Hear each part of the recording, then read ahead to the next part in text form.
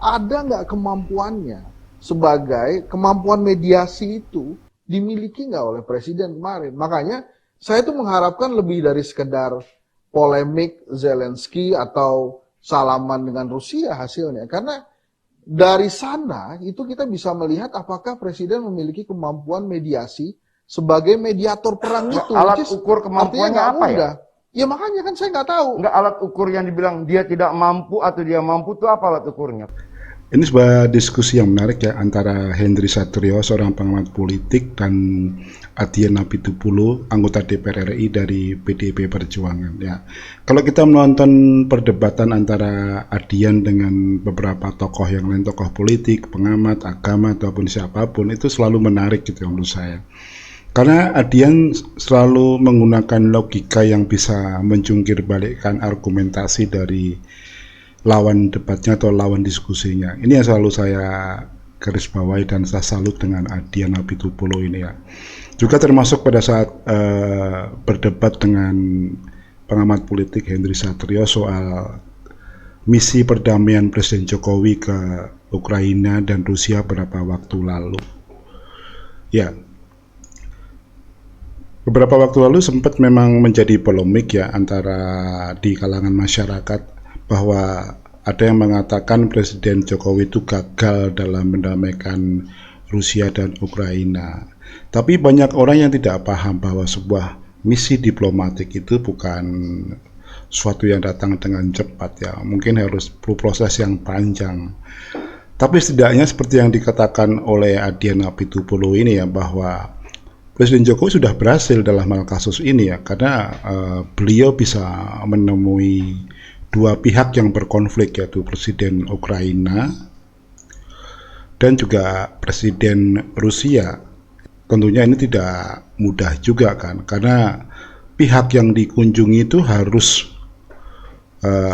percaya kepada Presiden Jokowi. Jadi kalau mereka nggak percaya, ya ngapain mereka mau ketemu dengan Presiden Jokowi kan gitu ya. Jadi pertemuan antara Presiden Jokowi dengan Presiden Zelensky dan Presiden Putin itu udah keberlangsungan itu sendiri.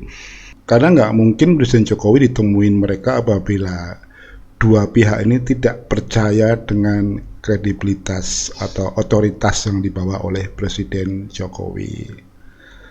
Ya. Coba kita lanjutkan videonya ya, apa yang dikemukakan oleh Adian Apitupulu.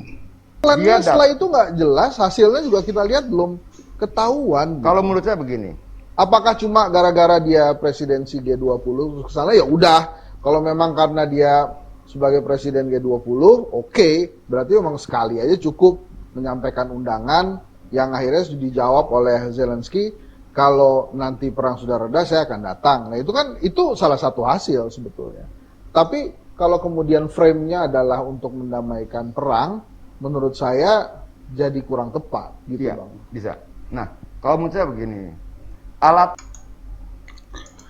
Jadi memang dalam masalah ini terlihat bahwa Henry Satrio tidak menguasai sebenarnya persoalan atau misi yang dibawa oleh Presiden Jokowi, dan karena dia sendiri nggak tahu sebenarnya tolak ukur dari misi perdamaian dari Presiden Jokowi itu apa. Jadi dia hanya berasumsi, mengira-ngira dan beropini. Nah, ya kalau kapasitasnya pengamat politik kayak begini ya saya bilang payah gitu ya. Harusnya dia punya sesuatu yang sistematis, cara berpikir sistematis gitu loh.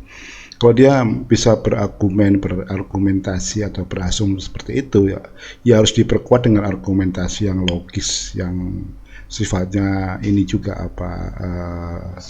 nalar yang bisa ditelan atau dicerna oleh masyarakat atau oleh publik. Tapi kalau dia sendiri hanya cuman mengajukan opini, asumsi, ya kalau gitu semua orang juga bisa. Apa yang dikemukakan oleh Adian Apitupulu ini saya pikir lebih logis ya dibandingkan asumsi atau opini dari Henry Satrio. Coba kita lanjutkan ya.